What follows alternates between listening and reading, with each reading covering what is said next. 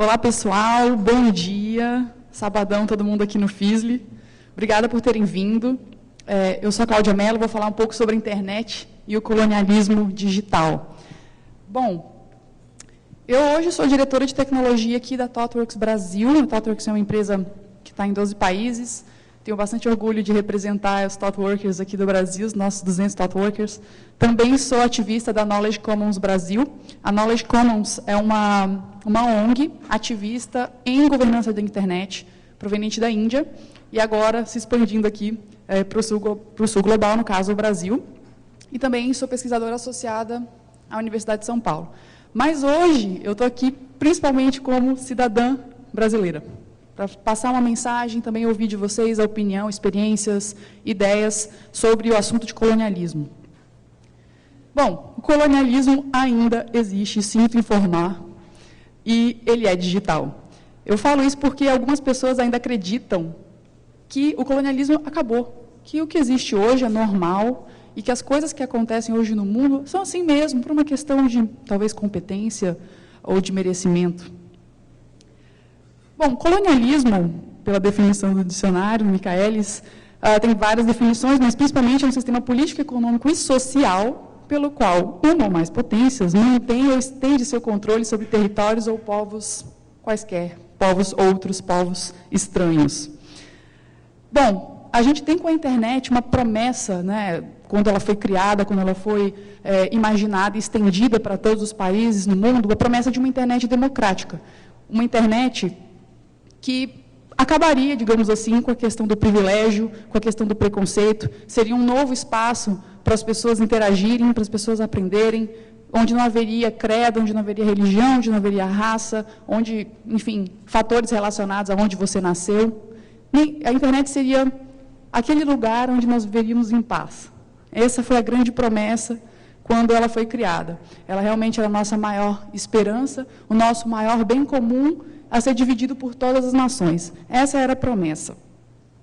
Bom, juntamente com essa promessa, a gente também tinha uma intenção de usar a internet para participar mais da forma como o governo interage com a população, resolver problemas da humanidade, através dessa interação digital. Né? Digamos que a gente poderia ter, junto com a internet, mais poder de participação e igualdade. Bom, essa promessa foi quebrada no ano passado, com as revelações do Snowden. Não sei quantos aqui sabem das revelações do Snowden. Quem nunca ouviu falar das revelações do Snowden? Pode levantar a mão, eu posso explicar. Nunca ouviu? Ok. O Snowden é um cara que trabalhava para a agência NSA dos Estados Unidos, a Agência de Segurança Nacional americana.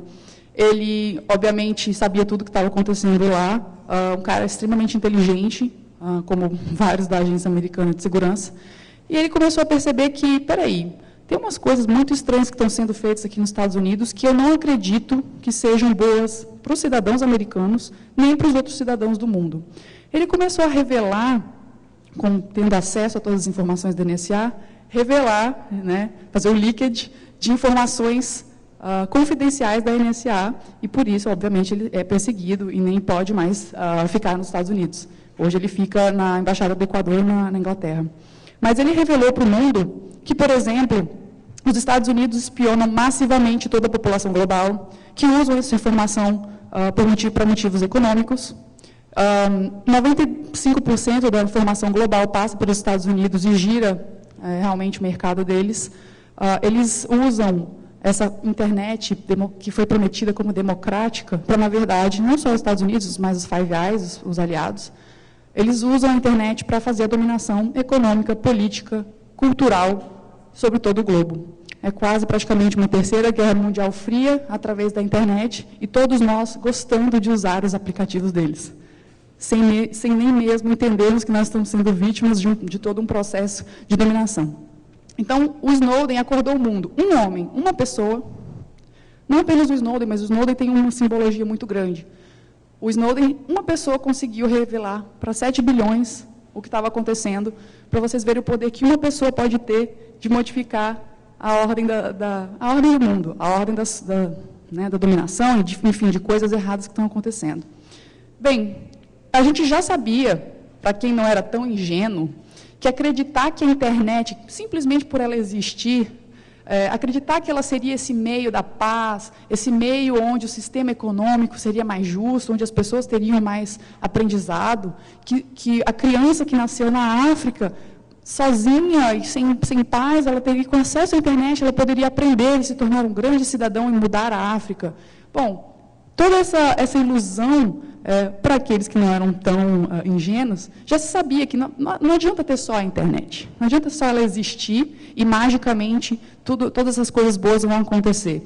E, além disso, a gente percebe que as desigualdades e exclusões que a gente vê no mundo offline, elas tendem a se replicar no mundo online. Bem, então, o que está acontecendo agora no mundo pós-Snowden, né? O mundo pós-Snowden é um mundo bem diferente, principalmente para quem trabalha com tecnologia, mas também para ativistas e, enfim, para pessoas que estão ligadas ao à relação da internet. Não sei se vocês ficaram sabendo de toda a luta do Marco Civil, acho que teve um debate aqui, vários debates, na verdade. Acho que, inclusive, o Sérgio Amadeu está, nesse momento, falando sobre Marco Civil em alguma sala paralela. Mas essa foi uma das reações que aconteceu após a revelação do Snowden. A nossa presidente Dilma, ao saber que estava sendo espionada, a Petrobras foi, sim, espionada, a Dilma foi espionada, e, obviamente, com isso, os Estados Unidos deixaram de fazer uma série de investimentos, porque eles tinham informações preciosas do Brasil, que não deveriam ter, e, através da espionagem, tinham. A presidente Dilma foi às Nações Unidas, e isso está, bom, vocês podem assistir na internet, quem não viu, falou muito claramente lá para o Obama, que ela não aceitaria isso, que ela não aceitaria a espionagem que estava acontecendo. E ela foi a única presidente do mundo que teve essa atitude, até hoje. A atitude de se levantar e falar, nós não vamos aceitar isso, nós não vamos aceitar esse tipo, o que vocês estão fazendo vai muito além do limite do que vocês poderiam fazer com a internet. Vocês estão já passaram quilômetros e quilômetros do limite de vocês. Então, a Dilma fez isso. Além disso, a gente teve a luta pelo Marco Civil no Brasil, que era a nossa regulação local para direitos na internet. O Marco Civil pode ser dito como, hoje, a legislação mais progressista no mundo para a internet. Tem os seus defeitos? Tem coisa a melhorar? Tem. Mas hoje é a legislação mais progressista do mundo em relação a direitos do cidadão no uso da internet em termos domésticos. Então, o Brasil já está se movendo nessa era pós-Snowden. A gente espera que outros países também se movam. A gente vê alguns irmãos aí na América Latina fazendo o mesmo, e outros na Europa. Mas as coisas estão se movendo. A gente teve, inclusive, há 2 semanas atrás, uma reunião chamada NET Mundial, que foi resultado da fala da Dilma nas Nações Unidas, que foi basicamente 80, 90 países vieram aqui ao Brasil, fora empresas privadas, ONGs, academia, vieram discutir, ok, a internet tem algum problema, a internet está quebrada, a gente precisa fazer alguma coisa para mudar. Então, foi um marco muito importante, em termos de internet, tudo isso que aconteceu, da revelação do Snowden, a ação da presidente Dilma, a NET Mundial, que foi essa discussão global sobre a internet no Brasil, e o próprio Marco Civil, que é a nossa solução doméstica para lidar com o problema. Então, todas essas coisas estão relacionadas ao movimento dos países e ao fato que a internet está quebrada. Se vocês pensarem que a internet está quebrada, a gente gosta de usar esse termo em tecnologia, né, quando a gente está programando e o build quebra, as coisas não estão bem, não está nada bem. A internet não está nada bem. Ela está comprometida em todas as suas camadas. A gente tem problemas em todas as suas camadas de espionagem, backdoors, tanto em hardware quanto em software. Isso vocês podem conversar com especialistas, ver os próprios leaks do Snowden, vocês vão ver sobre isso. E se você olhar todas as áreas da internet onde ela está quebrada, não é somente na parte técnica, mas a vigilância em massa, que vai muito além de qualquer direito humano, a privatização do conhecimento, de forma geral, a internet prometeu que ia dividir o conhecimento entre as nações, pelo contrário, o que acontece é a privatização do conhecimento. O monopólio, que já existia antes, monopólio de grandes empresas, passa a ser fortalecido com a internet como ela é. O colonialismo digital, que é o que a gente vai falar um pouco mais agora. Há, obviamente, controle político e econômico. O exemplo da espionagem da Petrobras foi um deles. Como é que a gente não conseguiu evoluir a ideia da Petrobras como pré-sal, por exemplo? Como é que a gente não conseguiu fazer? A gente tinha todo o momentum para fazer, mas através de informações de espionagem, os Five Eyes dos Estados Unidos conseguiram mudar a história. Então, isso faz parte do controle econômico injusto. E o controle da infraestrutura, que seria a parte técnica. Toda essa parte de espionagem que existe pelos Estados Unidos e os Five Eyes, a questão de todas as camadas estarem comprometidas e, principalmente, a questão da internet ser governada tecnicamente pelos Estados Unidos. Tá? Então, mais ou menos esse é o mapa da situação da internet hoje. Bom, a gente gostaria muito que a internet fosse um bem público, certo? O que é um bem público? São as águas, as praças, o ar, acesso a, enfim, educação, acesso a saneamento básico, tudo isso é bem público, é o direito que um cidadão tem. A internet foi desenhada para ser isso, né? Mas o que ela é hoje? Ela é um bem público global ou ela é um mercado de compra e venda? Se você vai aos Estados Unidos e conversa com os americanos, que sabem que isso está acontecendo, e muitos deles também não gostam dessa realidade, não muitos, mas alguns, para eles é muito claro que a internet é um mercado de compra e venda. A internet é uma máquina para fazer com que os negócios americanos e de países desenvolvidos sejam mais eficientes, que você consiga comprar mais rápido, receber mercadorias mais rápido, agitar a economia, girar, né? Você vê, por exemplo, o exemplo da Amazon. Todo mundo quer comprar alguma coisa na Amazon, as pessoas, quando têm a oportunidade de viajar para os Estados Unidos, fazem zilhões de compras pela internet, entregam seus pacotes e levam para seus países. A gente vê muito bem qual é o papel da internet nesse ciclo financeiro. E, para eles, é isso mesmo. A gente quer a internet para mover os nossos negócios. A gente vai fazer modelos de negócio baseados na disponibilidade da internet, certo? As startups fazem muito isso. Esse é o modelo. Como é que a gente, com uma ou duas pessoas, consegue gerar milhões, né? Vamos usar a internet para potencializar o ganho de capital. Bom, aqui a gente tem alguns exemplos da dominação de empresas, por exemplo, americanas, em relação ao market share. Ou seja, pensando no mercado específico, o quanto as empresas americanas dominam aquele mercado. Então, vamos falar de mercado digital. O Google, por exemplo, que é uma empresa americana, controla market share de empresas de busca online. Na parte de mobile, 90% do market share é do Google. Na parte de desktop, 71% é do Google. Pensando em e-mail, eu estou falando de aplicações que todo mundo usa, certo? É o que a gente usa no dia a dia. Em e-mail, vocês podem olhar que o market share é dominado por empresas americanas também, né? Então, eles sabem o que você lê, o que você transmite de comunicação. Em termos de redes sociais também, completamente dominado pelas empresas americanas. Então, novamente, a internet é um bem público ou é um market share de empresas americanas ou parte dos Five Eyes. Além de toda essa questão, ainda tem a questão do conteúdo, né? A gente sabe que 90% do conteúdo produzido por americanos, para americanos primariamente, 90% desse conteúdo é controlado por 6 grupos de empresas. 6 grupos de empresas controlam 90% do conteúdo consumido pelos americanos. A gente, olhando essas brands, a gente vê que não é só pelos americanos, né? O mundo inteiro consome conteúdo dessas empresas de mídia. Há claramente uma consolidação da mídia. Há claramente um grupo muito pequeno que produz todo o conteúdo que é lido, que é consumido, que é pensado, que é discutido. Então, a gente tem uma ilusão de que a gente tem uma escolha. A gente tem a ilusão que a internet nos dá uma escolha de selecionar a informação que a gente quer aprender, né? A gente tem essa ilusão e, na verdade, não acontece. Você ainda acredita em meritocracia? Com tudo isso que eu falei, até agora, você acredita mesmo que existe meritocracia? Ou seja, as pessoas vencem pelo mérito em qualquer lugar que elas estejam? Vocês acham que, por exemplo, esses 2 bebês têm a mesma chance de sucesso no mundo como ele é hoje, pensando já também no mundo digital, que é tão influente na nossa vida?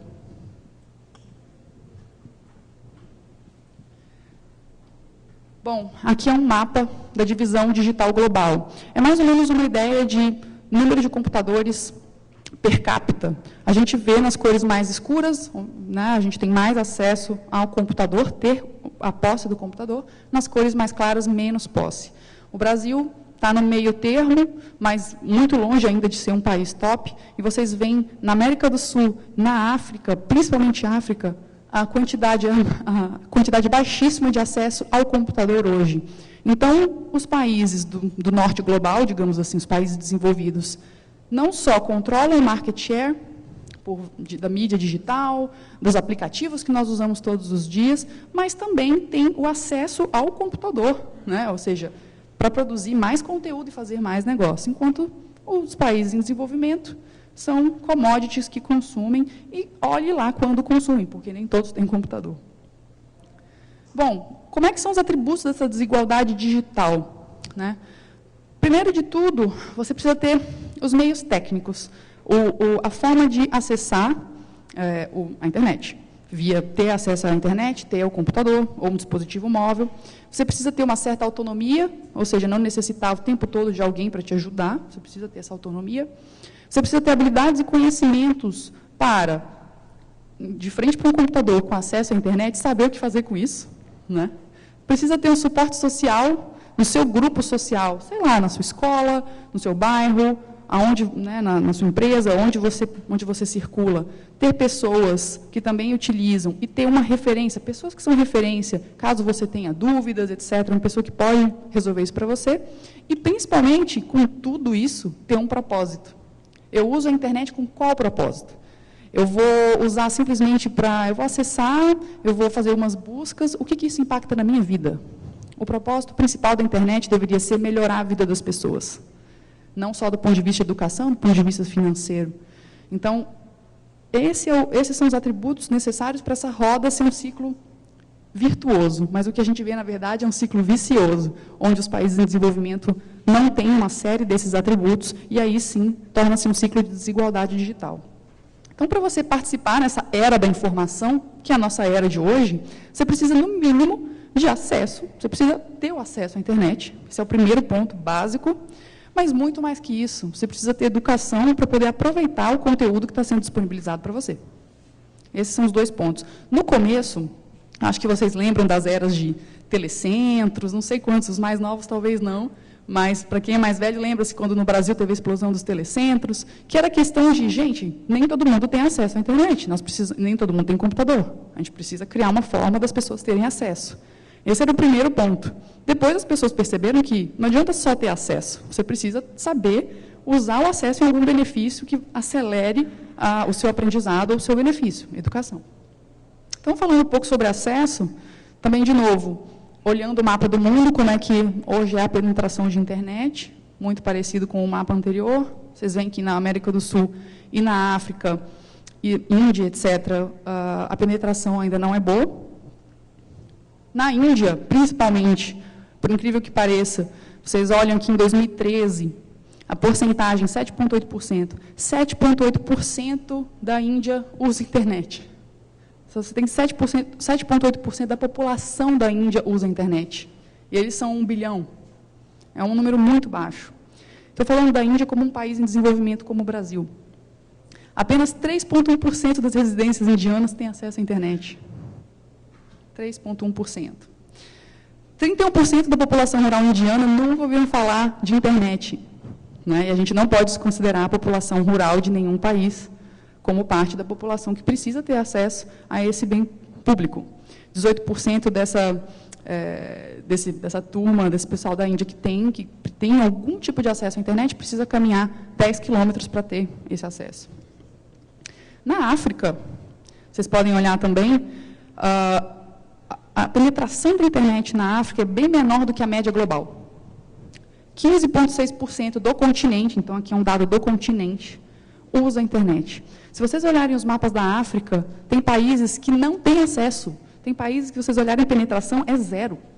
E você pensa, como assim? Como isso ainda é possível?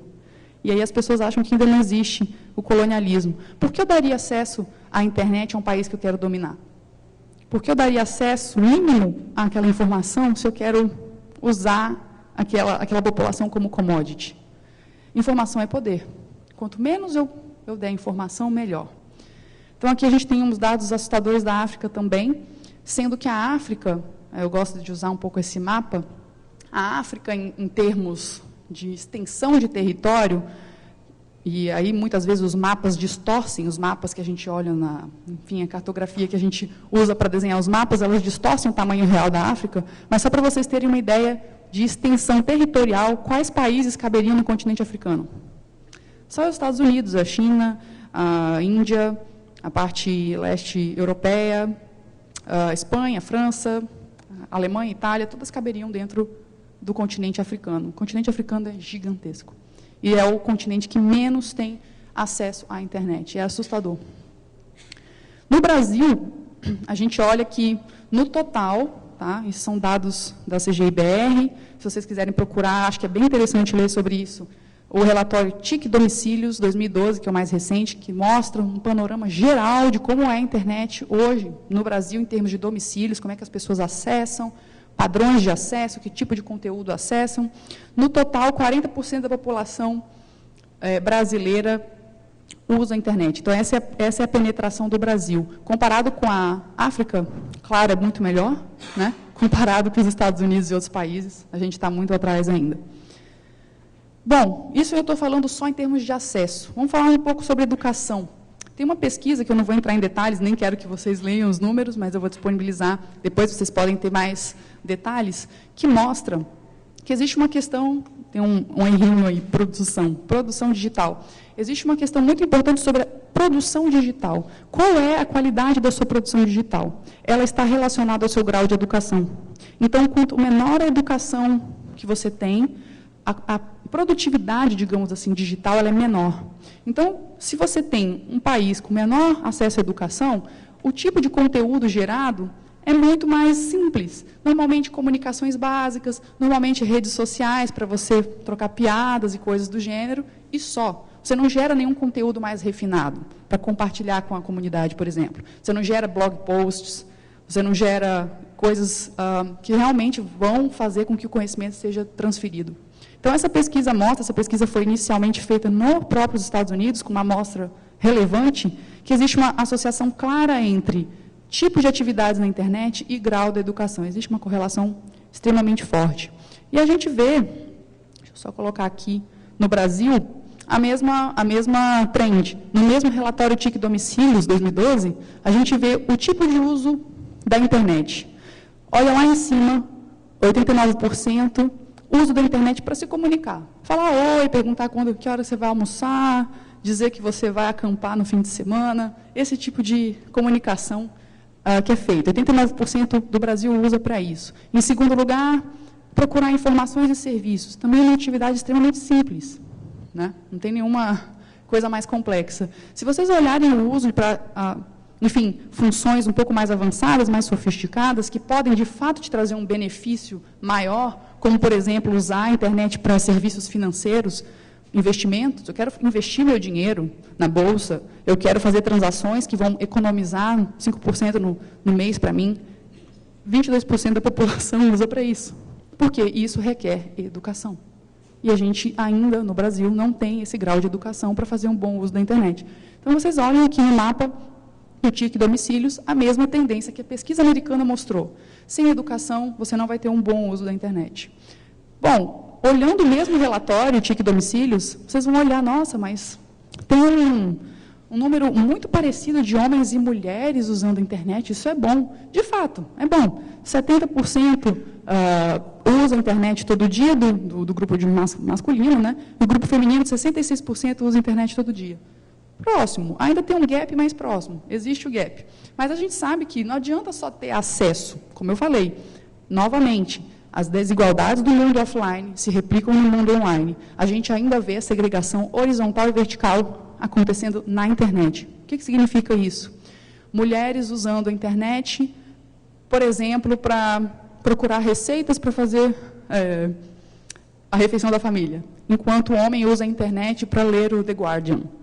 Essa é a comparação e que a gente pode ver como uma segregação horizontal. Uma outra questão é a segregação vertical, é a questão de ascensão.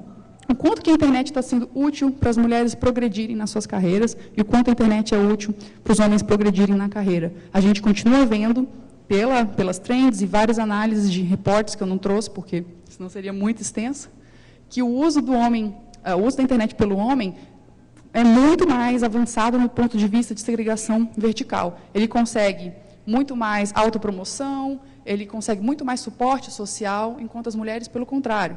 Normalmente, quando tentam exprimir a sua opinião, elas são atacadas, existe todo um cyberstalking, várias coisas que a gente vê no mundo offline se replicam no online, e elas não conseguem progredir com a mesma rapidez. Tanto que várias mulheres usam pseudônimos masculinos na internet, não é à toa. Bom, em relação à língua, qual a importância da língua? Qual a importância da nossa língua, português?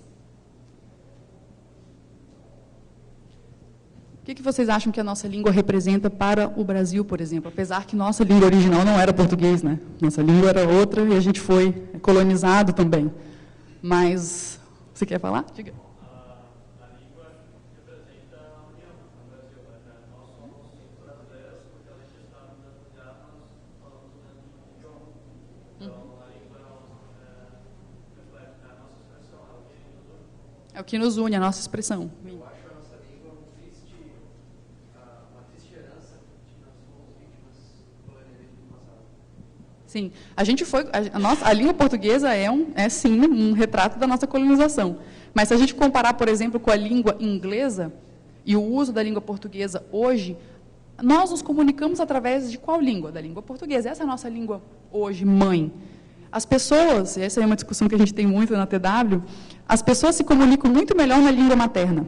As pessoas se comunicam muito melhor, elas são mais concisas, expressam sentimentos, têm um vocabulário muito maior, porque, obviamente, construíram o vocabulário durante toda a vida, com a sua língua materna. A língua expressa a nossa cultura, e, como você disse, a questão da união no Brasil. São poucos países do tamanho do Brasil que têm esse grau de união com a mesma língua, né? Então, por exemplo, para o Brasil, a nossa língua, apesar de ser uma língua colonizada, tem uma importância grande para a nossa cultura hoje, tirando todos os caveados aí da questão da nossa colonização por Portugal. Mas sim, nós temos uma importância, nossa língua tem uma importância muito grande para a gente, assim como as 6.000 línguas e sublínguas da Índia têm muita importância para a Índia, dentro de uma história milenar que eles têm, de vários e vários países tentando atacá-los e convertê-los e colonizá-los, e tentando, né, enfim, hoje a língua inglesa domina. Onde estão as 6.000 línguas da Índia que representam toda a história da Índia?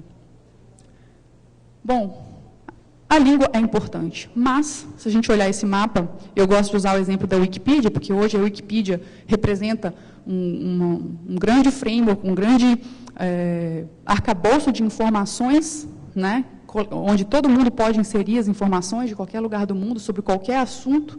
Se a gente olhar os artigos que são geotagueados, nem todos os artigos são geotagueados, nem todo mundo vai lá e fala, eu estou escrevendo esse artigo, eu estou escrevendo dos Estados Unidos, nem todo mundo faz. Mas olhando aqueles que fazem, a gente vê um mapa onde, nos pontos amarelos, é a soma dos artigos escritos na língua inglesa. Então, a gente vê, obviamente, os países desenvolvidos alimentando a Wikipedia fortemente com a língua inglesa, né? Algumas outras representações em outros países, bem menor, e, obviamente, o mundo inteiro que tem acesso à internet e sabe que a Wikipedia existe, lendo conteúdo em inglês. Ok. Então, o resumo daquele desenho é que 60%, né, do conteúdo na web, eu estou estendendo um pouco pela Wikipedia, é escrito em inglês, mas 10 a 15% da população mundial fala inglês. Então, significa que eu estou produzindo um conteúdo em inglês numa taxa muito maior do que, na verdade, as pessoas que realmente falam aquela língua. Ou seja, muita gente, como nós, estamos tendo que aprender outra língua para poder ter o acesso à informação que está sendo compartilhada na internet. Eu posso falar para vocês, como profissional, eu tenho certeza que vocês também têm essa mesma experiência, mas eu jamais teria conseguido aprender todas as coisas que eu aprendi, por exemplo, parte do meu doutorado. Eu jamais teria conseguido chegar nos resultados científicos que eu cheguei se eu não soubesse ler e escrever em inglês. Não somente ler, mas me comunicar, escrever artigos em inglês, apresentar para a comunidade científica, receber críticas, absorver a crítica, reiterar meu trabalho científico. Eu jamais teria conseguido fazer isso no nível que eu cheguei sem falar inglês. Veja o impacto disso na minha vida. Isso significa que eu não teria acesso às mesmas informações se eu não falasse. Eu nunca teria chegado no resultado que eu cheguei se eu não falasse. Por quê? Porque não tem o mesmo conteúdo escrito na minha própria língua, escrito aqui no Brasil ou em outros países na minha língua. Então, eu tive, sim, que passar por uma curva de aprendizado, dedicar horas e horas, anos e anos da minha vida para poder aprender uma outra língua, para poder, enfim, gerar um conhecimento útil para o meu país. E eu nem sei se foi tão útil para o meu país, porque foi escrito em inglês e muitos brasileiros não conseguem ler o que eu produzi. Então, significa que minha pesquisa, na verdade, contribuiu para o PIB de algum outro país, que não é o Brasil. Se vocês olharem aí os dados, por exemplo, da Índia, qual que é a língua que a internet fala? Obviamente liderado pelo inglês, e aí tem os russos, os alemães, a língua espanhola, o chinês, o francês, e bem lá embaixo, as línguas indianas. Provavelmente o Brasil também está bem mais à direita, bem depois, talvez até mesmo das línguas indianas, por uma questão de proporção.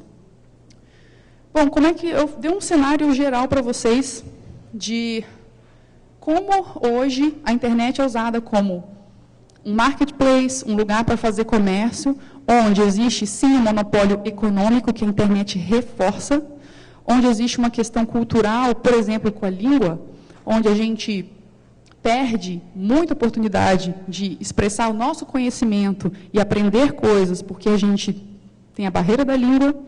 Eu mostrei um pouco sobre a questão de acesso.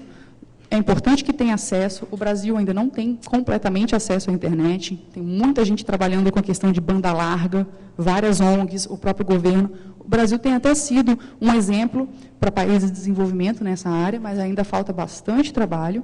E hoje a gente percebe que não basta só ter o acesso, tem que ter educação. E educação a gente sabe que não é ainda o forte do Brasil. Então, por mais que a gente tenha aumentado o acesso, que foi legal, ainda falta muita educação para as pessoas tirarem proveito disso. Então, eu vou falar um pouquinho sobre como é que a gente poderia virar o jogo. A questão do software livre e a questão do hardware livre.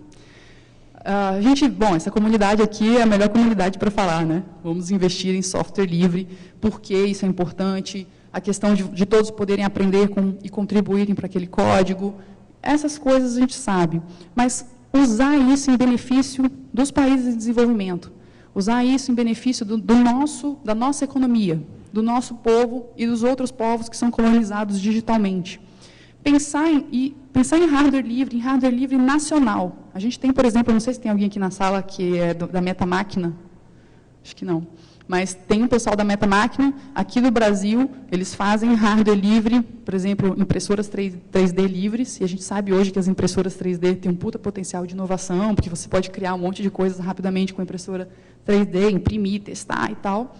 Existe isso no Brasil. Vamos procurar esses caras, vamos saber o que eles estão fazendo, ao invés de comprar na Amazon.com.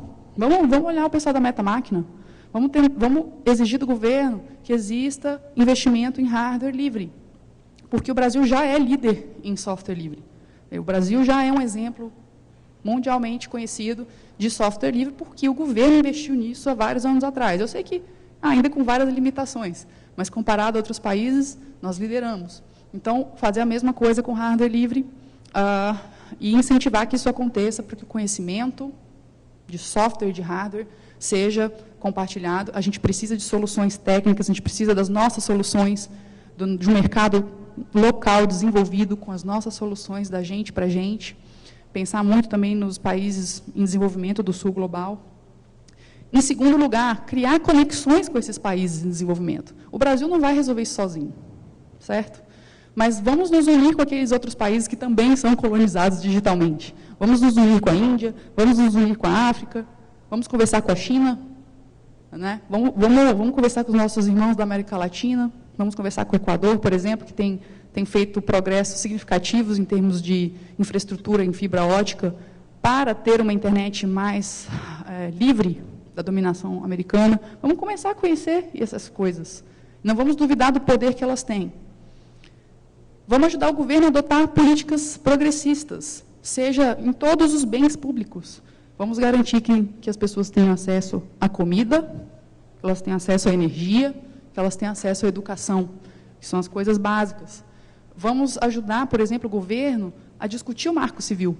O Marco Civil é uma legislação progressista, extremamente progressista. O Brasil pode exportar agora o Marco Civil para outros lugares. Vamos participar desse processo, vamos entender, vamos lá ler sobre isso, vamos lá na Câmara. É super fácil entrar lá, eu entrei lá várias vezes, foi impressionantemente fácil entrar lá. Você simplesmente chega lá e fala, eu quero falar com um deputado tal, mostra a sua identidade, você entra. Entra lá, assiste algumas coisas, leia na internet, cobre, manda e-mail para os deputados, participe das campanhas digitais, use a internet para isso. Então, ajude o governo a adotar as políticas progressistas. Ajude, se interesse e se intere mais sobre como é que a gente poderia criar uma infraestrutura de cloud, por exemplo, no sul global. Não adianta só a gente ter o nosso hardware do Brasil, software livre, se a gente continua usando a cloud da Amazon. Se a gente continua mandando os nossos dados para os Estados Unidos, onde a NSA tem acesso a praticamente 100% da informação e gera dinheiro com isso. Vamos começar a pensar em ter a nossa estrutura do sul global, que obviamente vai requerer investimento. Investimento em hardware, investimento em pessoas, investimento em energia, porque essas coisinhas gastam bastante energia. Então, obviamente, o governo tem que participar disso, mas vamos começar a pensar, por que não o sul global se unir para criar essa infraestrutura? Vamos fazer mais alianças entre os países em desenvolvimento, alianças de todo tipo, de governo, de universidades, de ONGs, de empresas e assim por diante. Sejam críticos em relação a alguns modismos, como, por exemplo, de dados abertos. Dados abertos, eu sou super pró a questão da gente ter dados abertos para melhorar a vida do cidadão. Mas o que a gente vê, na verdade, de muitas empresas também que fazem parte dos Five Eyes, ou seja americano, seja UK, seja Austrália, etc., seus colegas Five Eyes, eles usam muito dos dados abertos, de novo, usando todo o maquinário de infraestrutura tecnológica, conhecimento e pessoas que eles têm, para analisar esses dados e fazer o quê? Business. De novo, nós estamos sendo commodities de nações que dominam digitalmente as nações em desenvolvimento. Então, sejam críticos em relação aos dados abertos. Não pensem que a gente tem um monte de dado aberto, que bacana, isso significa democracia. Não, não necessariamente. Não necessariamente mesmo. Existem várias histórias, depois eu posso até disponibilizar, links de histórias onde os dados abertos foram usados para o mal, literalmente. Isso tem vários reportes na internet. Não ajude nossos inimigos. Essa é uma frase meio forte e polêmica, mas a gente tem as empresas que a gente sabe que dominam o mercado digital, várias. Por que eu vou continuar ajudando esses caras? Criando um monte de plataformas usando as aplicações deles, sonhando em trabalhar com eles, sonhando em deixar os nossos países para, sei lá, ir para os Estados Unidos trabalhar para uma dessas empresas. Não. A gente tem que pensar diferente, a gente tem que pensar em desenvolver o nosso país. Alguns dizem que é bom ficar perto dos inimigos para a gente aprender com eles. Pode até ser uma boa estratégia, mas, de certa forma, tente evitar ajudar os nossos inimigos a sucederem. Acredite no poder de todas essas iniciativas. Eu vou contar bem rapidamente o que a gente está fazendo na própria TW, na própria ThoughtWorks. Aqui é um mapa de número de desenvolvedores no mundo. Então, vocês podem ver aí, em roxo, é onde praticamente não tem desenvolvedor, tá, de software. Em verde começa a melhorar um pouco, em azul mediano, verde claro já está começando a esquentar, e verde bem clarinho, né, limão e amarelo, tem muito desenvolvedor. Então, se vocês olharem na América do Sul, o Brasil não está muito bem, não, em termos de proporção, né, proporção de número de desenvolvedores para a população daquele país. A gente não está muito bem. A América do Sul, em geral, também não está muito bem. A gente está ali no verde escuro e no azul. Comparando com os Estados Unidos, Canadá e outros países do mundo, a gente está bem abaixo. O que a gente tem que fazer também? Criar uma capacidade para ter mais desenvolvedores nos nossos países. Uma coisa que a TW está fazendo, e pode soar muito louco, e, de repente, as pessoas podem cair nessa loucura e querer fazer o mesmo, é o seguinte: a gente abriu escritórios na África, a gente abriu um escritório, por exemplo, em Kampala, na Uganda, e a gente resolveu que a gente queria trazer os desenvolvedores da África de volta para a África. A gente abriu escritórios lá, a gente podia ter aberto em outros lugares onde a economia já é quente e está tudo resolvido, mas não. A gente quis ir para os lugares mais difíceis, a gente conseguiu projetos interessantíssimos de tecnologia para trabalhar lá, E a gente começou a procurar os desenvolvedores africanos que estavam espalhados pelo mundo, em outros países desenvolvidos, e ligar para essas pessoas e falar, voltem, porque agora tem uma empresa de tecnologia aqui para vocês trabalharem. Tem emprego para vocês, tem um projeto bacana de desenvolvimento do seu país para o seu país. E a gente começou a fazer esse trabalho de trazer de volta os africanos para a África. É uma iniciativa pequena comparada ao todo? Claro que é. A gente é uma empresa, só uma empresa. Mas, se, de repente, os outros começarem a olhar essa experiência e acharem interessante fazerem o mesmo, a gente consegue espalhar esse vírus, essa ideia de mudança, para outros lugares. Então, a gente tem feito isso na África. A gente também tem uma política que eu acho bacana, até um certo ponto, de tentar limitar as viagens dos nossos thought workers para países desenvolvidos. Então, a gente quer, na verdade, que... A gente está em 12 países, em 12 regiões, como eu falei para vocês. A gente tenta fazer com que as pessoas viajem bastante entre os escritórios, mas principalmente entre os escritórios do Sul global, os países em desenvolvimento. Para quê? Para que a gente tenha mais aprendizado, mais compartilhamento, mais alianças, mais pessoas produzindo conteúdo na sua própria língua. E esse tipo de cenário. Então, a gente tem brasileiros viajando para o Equador, que a gente tem escritório lá, a gente tem brasileiros indo para 2 escritórios da África, para a China, para a Índia. A gente está sempre reforçando o contato entre o Sul global, de uma maneira intencional. Então, de repente, essa é uma ideia que outros queiram adotar, é uma sugestão, mas eu imagino que tenha várias outras. E é isso. É isso que eu tenho para falar. Obrigada.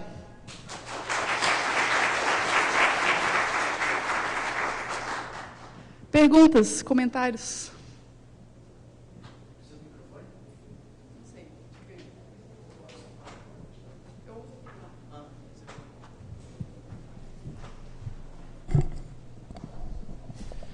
Cláudia, eu queria que tu comentasse a respeito da questão da Índia, que a gente sabe que quem trabalha no mundo do desenvolvimento de software sabe que, em números absolutos, uma enorme parcela de todo o software que roda na internet foi construído por programadores indianos, porque eles são extremamente fortes em quantidade e qualidade nesse aspecto. No entanto, toda essa produção deles é consumida por outros povos, já que o consumo de internet na Índia é de 7% da população. Eu gostaria que tu comentasse a respeito dessa contradição. Tá, eu não sou a maior especialista em Índia, no assunto específico da Índia, mas eu imagino que o caso da Índia seja muito parecido com os nossos outros casos no sul global. É claro que a questão de escala, eles têm um número enorme de desenvolvedores produzindo software. Se tem qualidade ou não é outra história, mas eles têm uma contribuição massiva em número de desenvolvedores. Eles foram colonizados pela Inglaterra, então eles falam inglês, o que dá uma certa, aspas, entrada maior para a Índia como um país a ser parceiro de desenvolvimento de software junto com os países dominantes. Então, obviamente, eles se tornaram um target para os países como Inglaterra, Estados Unidos, como parceiro de escolha, né? E isso trouxe a contradição de, ok, isso é legal porque a gente vai receber mais projetos, a gente vai poder desenvolver as coisas aqui, a gente vai ter mais desenvolvedores trabalhando, mas, por outro lado, como eu falei, as 6 mil línguas da Índia sendo massacradas por essa questão, porque não são as línguas usadas definitivamente, né, pelo país. E todas as conversas... E tem várias questões. A Índia é um país complicado. Se vocês olharem aqueles dados que eu mostrei, 3,1% das casas têm internet. Aí você imagina, ok, onde esses desenvolvedores usam internet? No trabalho, provavelmente, muitos deles. Vocês sabem da quantidade, por exemplo, de estupros que acontecem na Índia diariamente? Se vocês conversarem com as pessoas da Índia, vocês vão aprender e vão saber mais sobre a quantidade de estupros que acontecem exatamente no período onde as mulheres estão trabalhando até mais tarde para poder ter acesso à internet, né? Nos trabalhos, elas saem mais tarde do trabalho e, nesse percurso para casa, elas são estupradas. Então, a Índia é um país cheio de contradições, enormes contradições em vários aspectos, não só em relação à língua, mas em relação ao gênero e essa disfunção maluca entre acesso, número de programadores e impacto na economia. Eu queria comentar sobre a questão da linguagem que tu falou antes, do idioma, né, que grande parte do conteúdo produzido na web é em inglês, e isso faz com que se perca um pouco da identidade, né, dos países. Por exemplo, nós, o Brasil, temos português como nossa língua-mãe, então isso é uma forma de formar nossa identidade.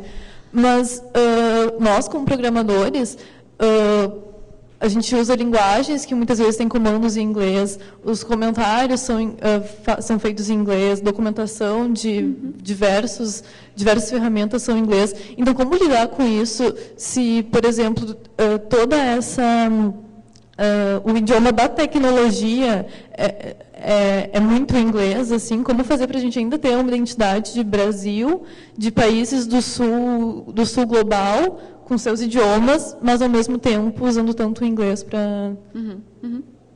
Essa discussão da língua franca ela é interessante, porque o inglês é a língua franca, hoje. É a língua que, na ausência de uma língua que todos falem inglês, né? E não tem essa outra língua. É o inglês, a gente sabe que isso veio desde a expansão do Império Inglês, depois teve a Revolução Industrial, os Estados Unidos conseguiram ter um poderio econômico muito grande, obviamente, reforçaram a língua deles através disso no mundo. É uma questão complexa. Não basta a gente só chegar e falar, agora eu só vou usar português e é isso. Não é isso somente. A gente sabe que tem um ciclo muito forte econômico, modelos econômicos que precisam ser reestudados. Inclusive, essa semana a gente está tendo uma reunião na TW sobre modelos econômicos, porque a gente acha que não adianta também só lutar contra o Google, contra o Facebook e contra as empresas que são as grandes dos Estados Unidos que dominam, né, a área digital. Porque se elas morrem, outras vão surgir. Porque o modelo econômico ele reforça isso, ele faz com que outros grandes vão aparecer com algum potencial de dominação e novamente a questão vai acontecer. Então, é um sistema complexo. A gente precisa fazer tentativas de vários lados, mas uma das coisas que, com certeza, a gente precisa começar a trabalhar é, principalmente, essa questão da estima. Entender a importância da língua. Eu morei na Noruega por uns tempos. A Noruega é um país que tem 4 milhões de habitantes. Porto Alegre tem 4 milhões de habitantes? Sei lá, a Grande Porto Alegre. É o tamanho da Grande Porto Alegre, o país da Noruega.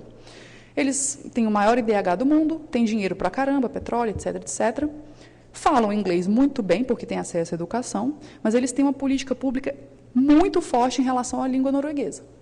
Se você vai para lá, e eles precisam muito da mão de obra externa, porque eles não têm população para fazer as coisas, ok, você vai vir, você vai trabalhar, você vai ter acesso a tudo que a Noruega tem, mas você vai ter que aprender norueguês. Do dia 1. As crianças já estão recebendo um bombardeio de informação em inglês, mas eles têm as políticas, por exemplo, na internet, política na TV, dos vários meios de comunicação de reforçar a língua deles. Então, e eles têm orgulho, a estima em relação à língua. Então, eu acho que a gente precisa trabalhar esses elementos nos países. Ter orgulho de ser brasileiro, ter orgulho de falar a nossa língua, sabe? De vez em quando falar para os caras de fora, fala a minha língua, aprende aí. Só lamento, não estou a fim de falar inglês hoje. Começar a ter um pouco mais de atitude também, mas acho que, em termos de escala, políticas públicas que façam isso, comunidades valorizando isso e educação.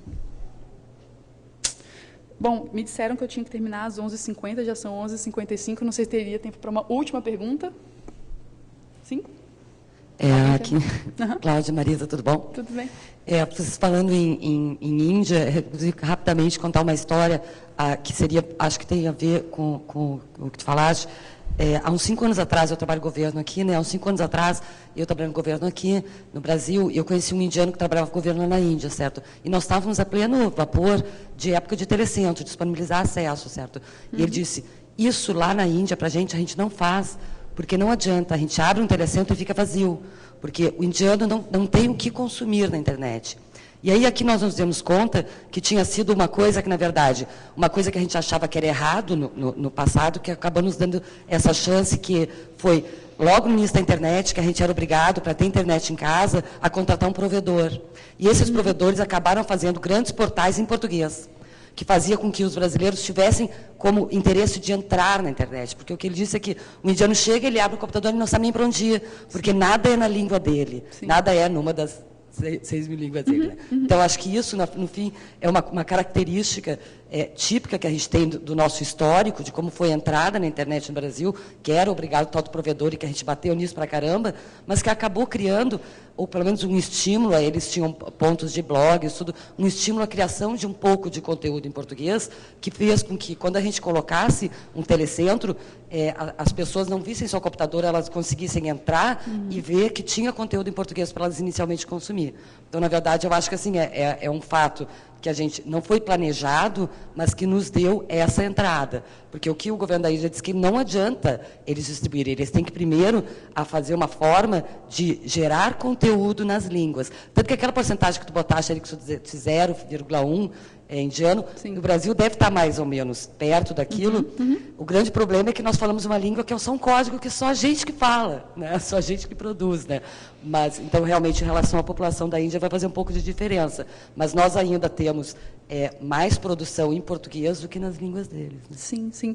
Eu excluí um gráfico aqui que mostrava exatamente isso, a resistência da população indiana em acessar a internet, porque eles já sabem que não vai ter um conteúdo na língua que eles, de preferência. Existe uma grande rejeição. É interessante isso.